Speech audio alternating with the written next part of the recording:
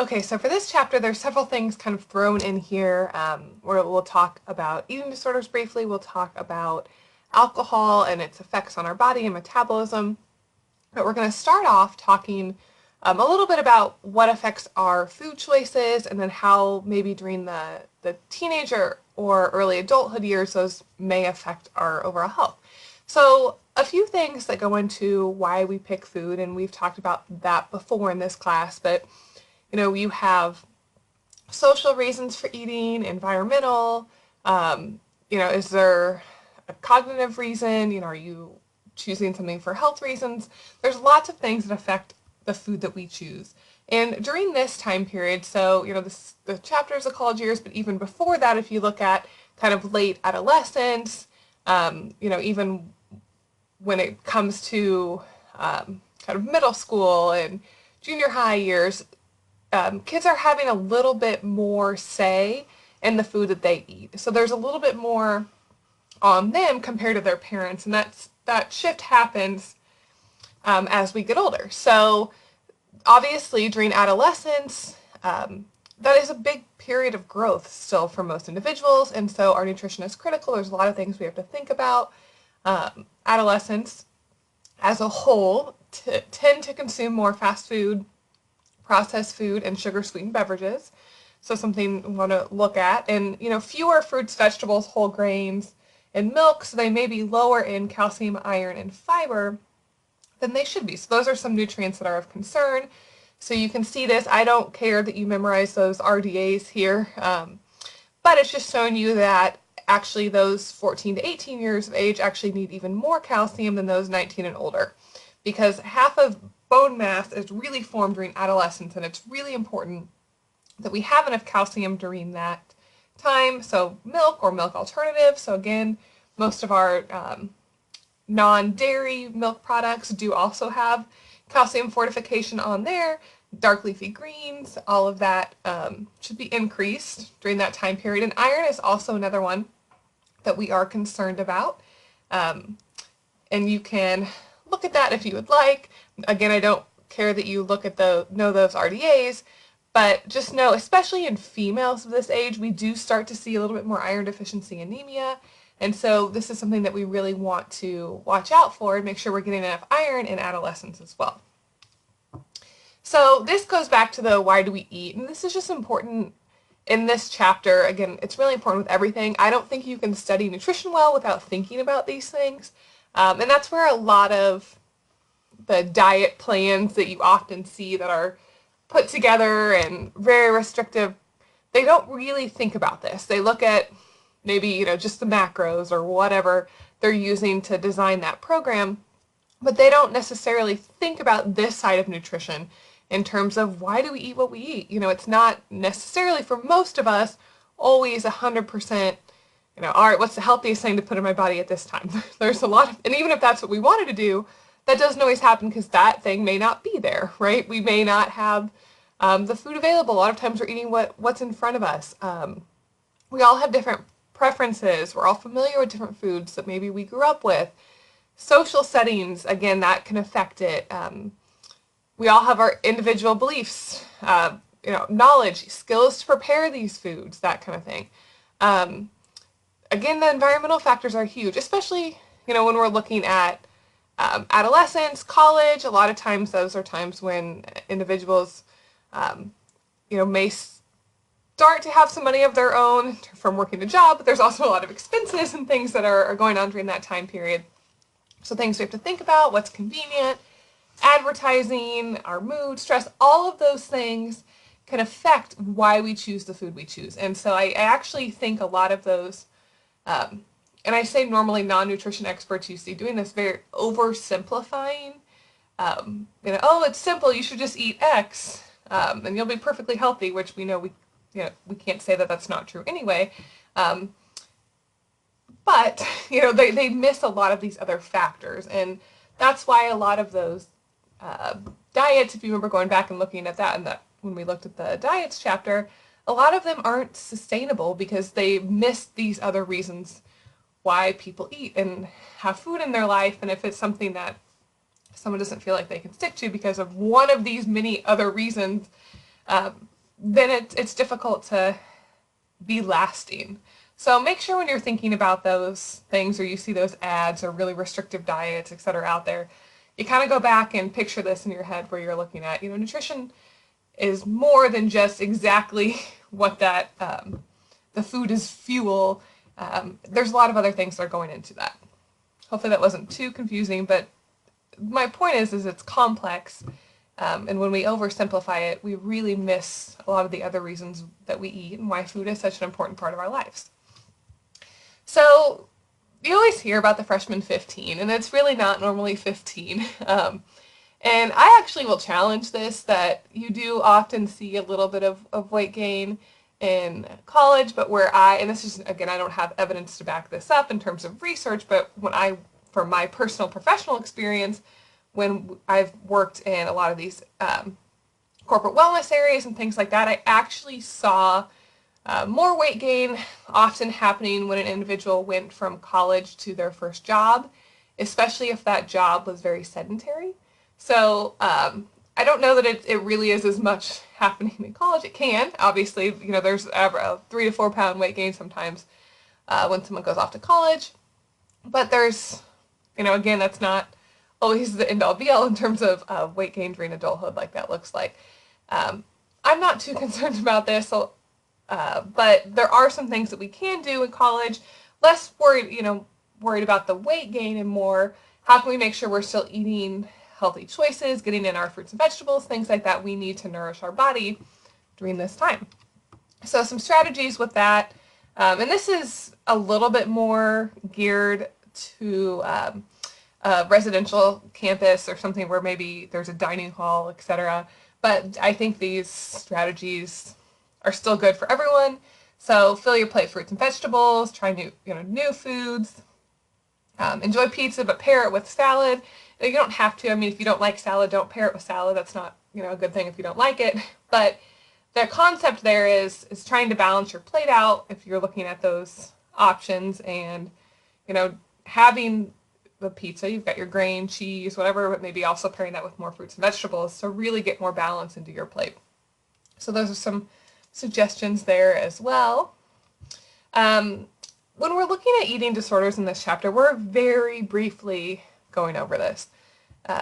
There are entire semester-long courses that deal with eating disorders and things in certain dietetic programs, but we're going to briefly go over this. But again, like every concept in this class, if you have additional questions or you feel like this is something you're really interested in and want more information from me, I'm happy to have a more in-depth conversation with you about that.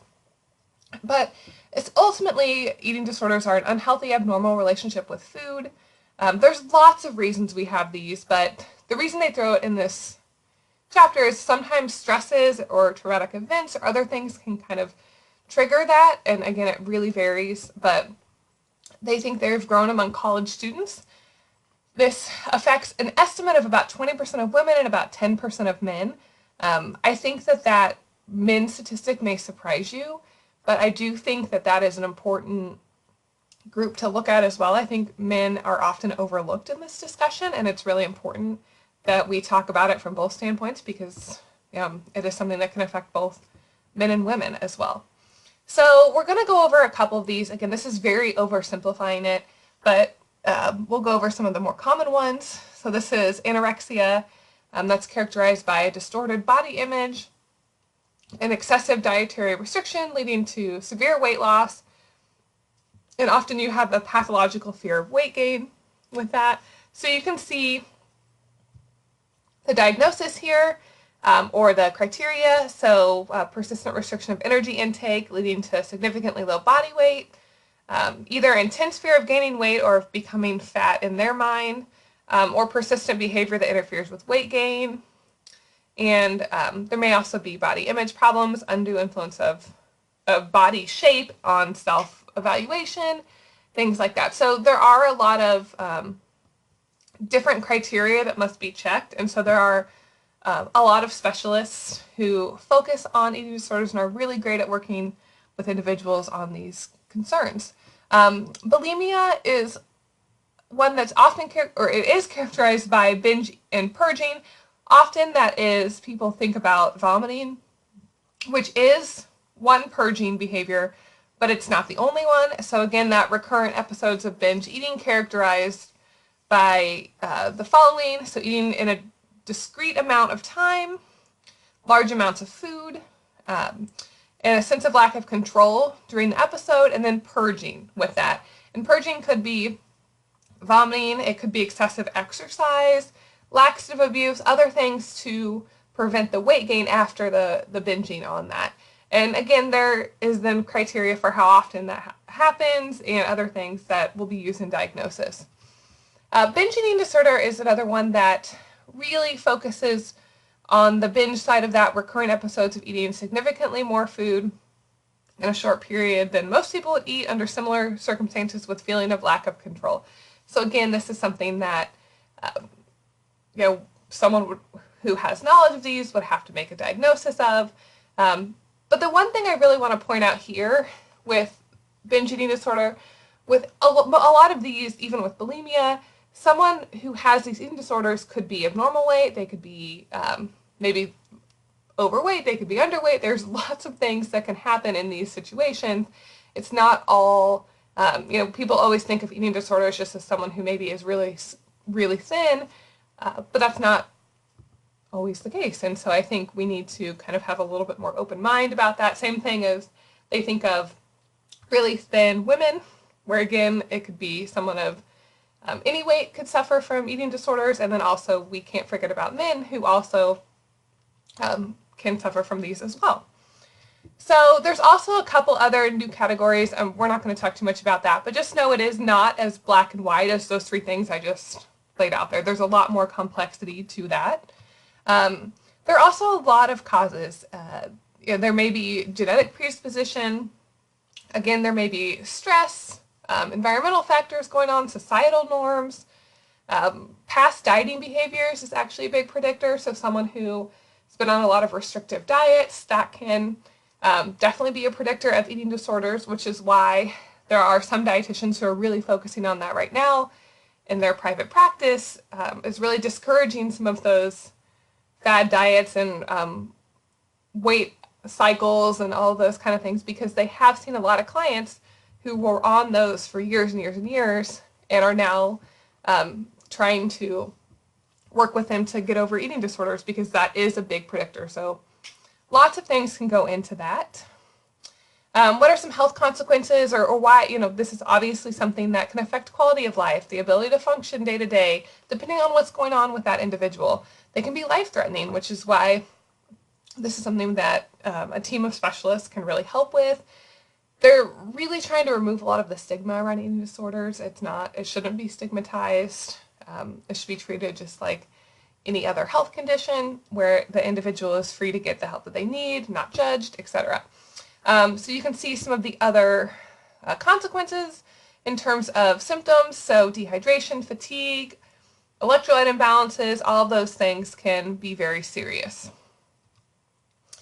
All right, so I know, like I said, we didn't go over eating disorders in that much detail.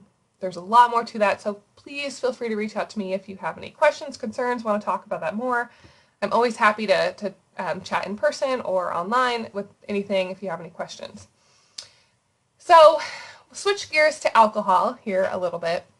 And I like that they say potentially intoxicating ingredient. It is. And this is our ingredient found in beer, wine, and liquor.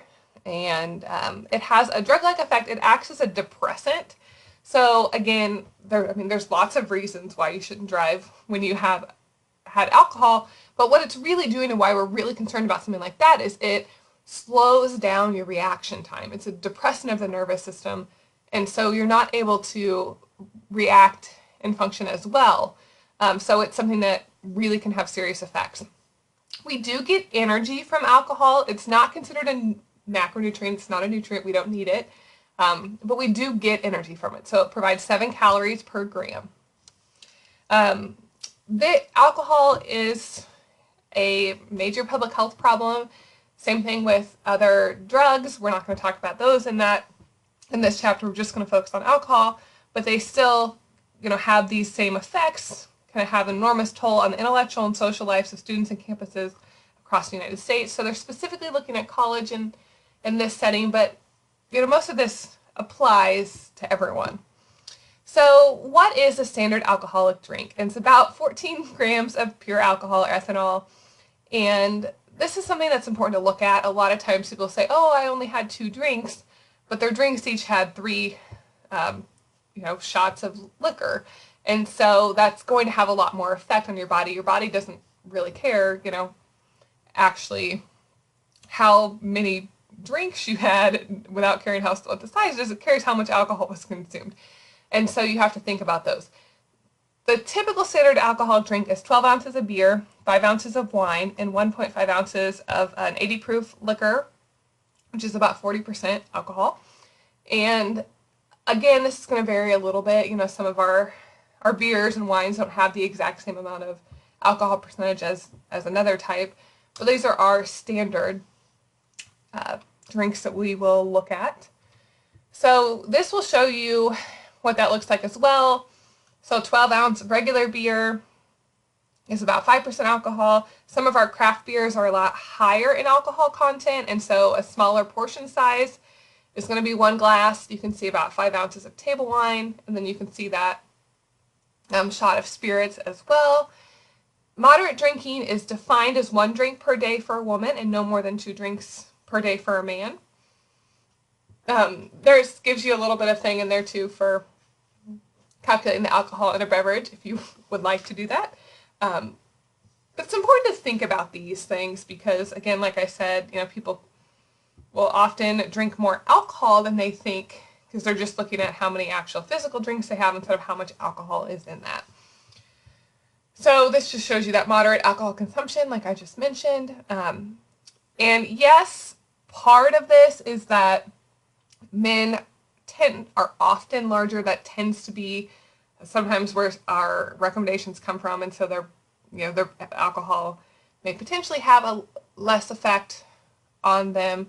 But men also metabolize alcohol a little bit differently, and so that's also one of the reasons why we have this here. So how do we absorb alcohol? What happens when we take that in? So alcohol is a poison to our body, and our body needs to detoxify that. So it's absorbed in the stomach and small intestine. So the stomach absorbs about 20%, which is interesting because remember back to when we looked at digestion, the stomach really doesn't absorb any of our, or very, very little of our macronutrients. But alcohol is one that it can absorb a little bit as well. The presence of food in stomach will slow the absorption. So it is true that if someone is eating while they consume alcohol, that it will slow down the rate that the alcohol is absorbed. So you can see it's passing on. The stomach does metabolize a small amount of alcohol. Then the rest of the alcohol is absorbed and ingested in the small intestine, which then is in the liver, and most of it is metabolized in the liver. It does circulate in your blood while it's waiting to be metabolized in there as well. So it's just circulating, waiting on there until your liver can get to that. Your liver can only metabolize so much alcohol at one time. So why do we talk about this? So when it accumulates in the blood, that's when we start to see our blood alcohol content going up, and that definitely can have some health consequences. Liver can only metabolize about 1 ounce of alcohol per hour. And then again, that rate of intoxication, so how well someone's able to metabolize that, is affected by gender, body weight, food intake. So if they had eaten before, during the consumption, if there's any other drugs or medications going on, genetics. So lots of things play a role in this. The other drugs and medication is important to think about as well, because there are certain even prescription drugs or over-the-counter medications like your Tylenol, for example, that are metabolized by the liver as well. And so if you have that medication and you've got alcohol, it can have a negative effect, or it can hinder your body's ability to detoxify that because your body is trying to work on, you've got the drug and the alcohol at the same time, so it can have some really negative health consequences. So our blood alcohol concentration is theoretically mirrored by the concentration in the breath or the urine. Blood alcohol of 0.08% is a legal limit for intoxication for drivers 21 and older, depending on the state. There are different rules for underage in terms of a lot of them have a zero tolerance policy, so anything is too much for someone who is not 21 years of age. And there's a lot of reasons for that. There's a lot of development still happening before someone's 21 and even still thereafter. And so the thought is that it has a little bit more effect, and it can have some more consequences for those individuals as well. So this chart gives approximate blood alcohol percentage based on the number of drinks and someone's body weight.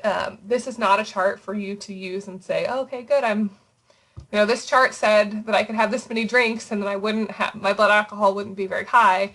That's not what this is meant for, just to kind of give you an idea and see how that happens. So male and females on the top and bottom in each little box, if you can see that, so males on top, females on the bottom, and it's going based on weight as well. So if it said an individual who's 140 pounds had 2 drinks, if they were male it would be 0.05, female blood alcohol would be about 0.07.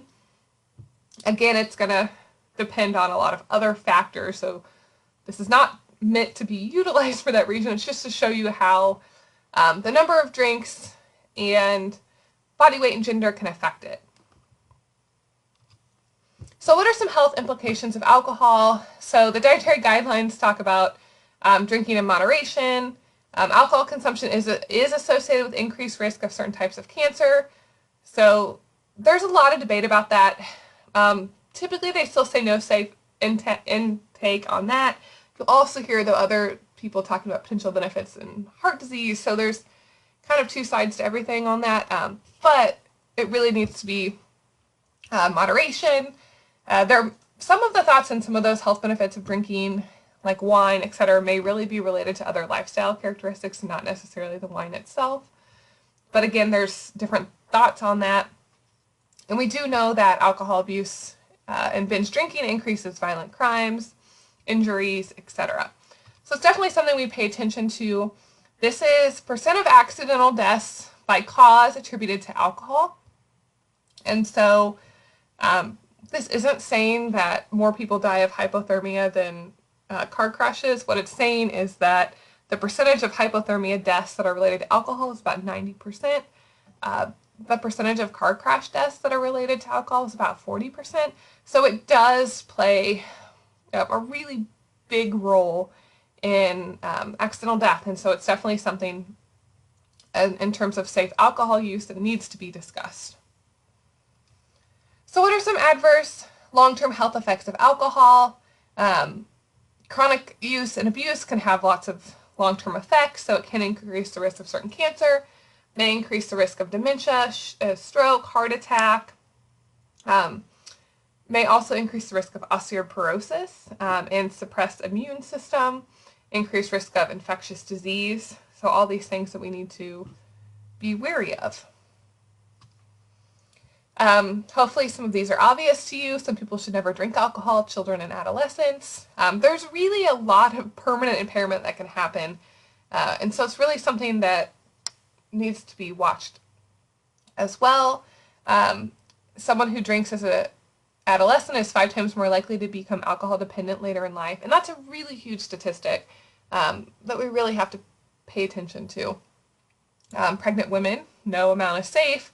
Individuals who plan to drive or operate machinery, certain medical conditions or on certain medications. And like I said, you have to be careful with the medications because it can cause really severe effects. And we don't like to talk, this isn't a fun topic to talk about, but sometimes with overdoses, we actually may see, people say, hey, this individual really didn't have any more alcohol than they normally have. They may have had a lot, but that may be something that they're used to having. But they also were on, whether it's a prescription drug or they were also doing illegal drugs at the same time. And so the combination is really caused that overdose. And so having both of those can have that effect. That's also why they say don't consume Tylenol with alcohol, because the Tylenol, like we mentioned, is also metabolized by the liver, and so something that can have some effects. So you have to look at medications and things like that as well. So these are some things that you can have with that: binge drinking, heavy drinking, alcohol abuse, hangover. All of those can be consequences and things that we have to watch out for. So another nutritional consideration is that alcohol sometimes replaces healthy calories in a diet. So in terms of we're getting energy from it, but it is a source of empty calories. A lot of times we see with individuals who are drinking a lot of alcohol that they're replacing some of their food with alcohol, so they may be not getting all the nutrients that they need. And if you remember when we looked back at our vitamins and minerals, we talked about sometimes with alcohol abuse how that alcohol can do several things in terms of make it more difficult for your body to utilize nutrients, make it more likely for your body to get rid of excess nutrients. There's lots of things that can have a negative effect on that.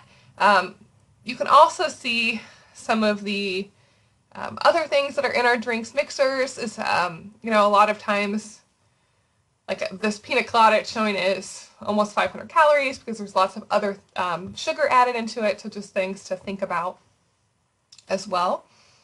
So again, this is a serious thing to talk about.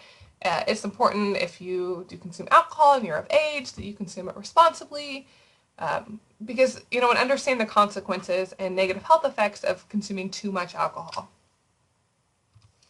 So last thing in this chapter is really just kind of successful transition to college life. I know this doesn't apply to all of you, but this is really actually important for all of us, throughout all of our life, to make healthy food choices.